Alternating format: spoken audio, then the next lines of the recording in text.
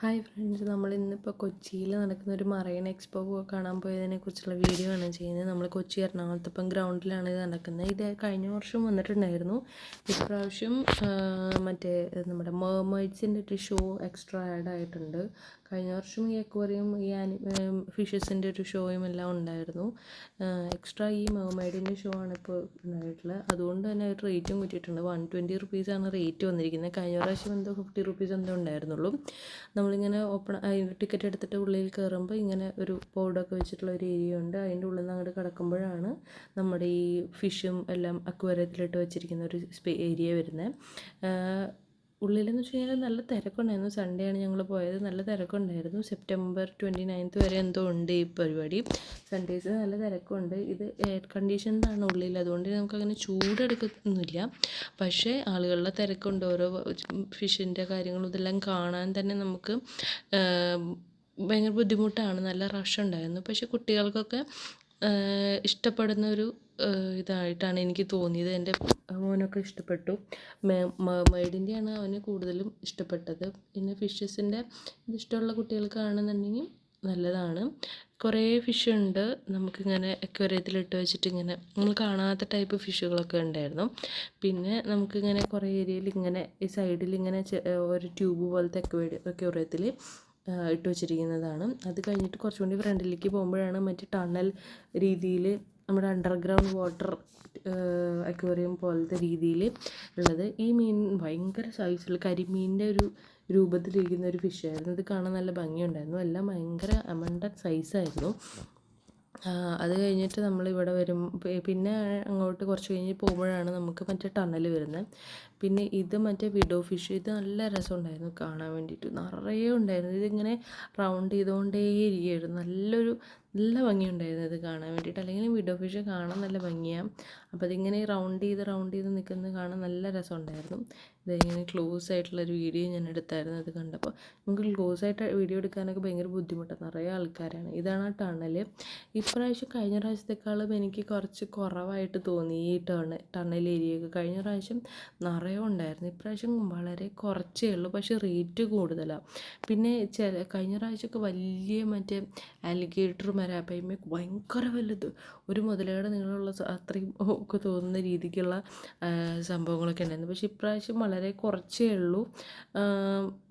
അല്ലാതെ പക്ഷേ ഭയങ്കര റേറ്റ് കുറച്ച് കൂടുതലായിട്ട് എനിക്ക് ഫീൽ ചെയ്തു. പിന്നെ ഞാൻ പിള്ളേരോടൊക്കെ പറഞ്ഞിട്ടുള്ള സ്ഥിതിക്ക് കൊണ്ടുപോയതാണ്. പിന്നെ ഇത് ഷാർക്കും കാര്യങ്ങളൊക്കെ ഉണ്ടായിരുന്നു. നല്ലതായിരുന്നു. ഈ ഫിഷിൻ്റെ ഇതെല്ലാം വേറെ കഴിഞ്ഞ പ്രാവശ്യത്തേക്കാളും വെറൈറ്റി ഫിഷുകളുണ്ടായിരുന്നു. അത് വേറെ കാര്യം.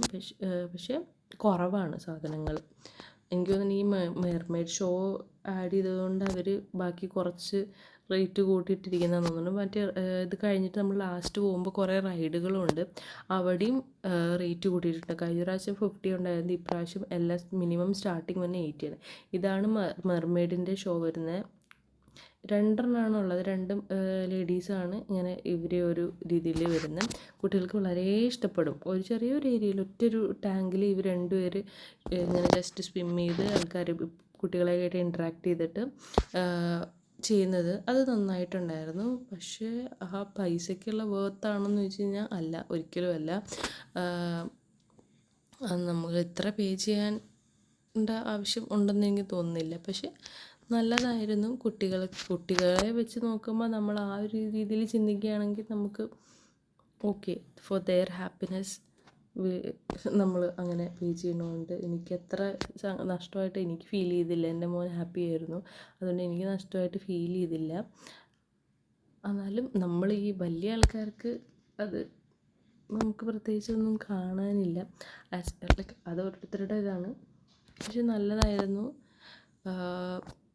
അഫോർഡ് ചെയ്യാൻ പറ്റുന്നവർ ഒന്ന് കുട്ടികളെയൊക്കെ കൊണ്ട് കാണിക്കുക. വെക്കേഷനൊക്കെ അല്ലേ വരാൻ പോകുന്നത്. അപ്പോൾ വെറുതെ വീട്ടിലിരിക്കുന്നതിന് ഭേദം ഇങ്ങനെ ഇതൊക്കെ കാണാൻ. ഇത് നമ്മൾ കണ്ടിട്ടില്ലല്ലോ. അക്വേറിയം ഫിഷും എല്ലാം നമ്മളെപ്പോഴും കാണുന്നതാണ്. ഇങ്ങനത്തെ സംഭവങ്ങളൊക്കെ കാണാൻ വേണ്ടിയിട്ട് നമുക്കിപ്പോൾ ദുബായിലൊന്നും പോകാൻ വേണ്ടിയിട്ട് അഫോർഡ് ചെയ്യാൻ പറ്റില്ലല്ലോ. 120 രൂപ ഇവിടെ കൊടുത്തിട്ട് കാണുകയല്ലേ നല്ലത്. ദുബായിൽ പോകാൻ ഫ്ലൈറ്റ് ടിക്കറ്റൊക്കെ എടുക്കാൻ കാശുണ്ടായിരുന്നെങ്കിൽ ഇപ്പോൾ നമ്മൾ ആരായന്നെ.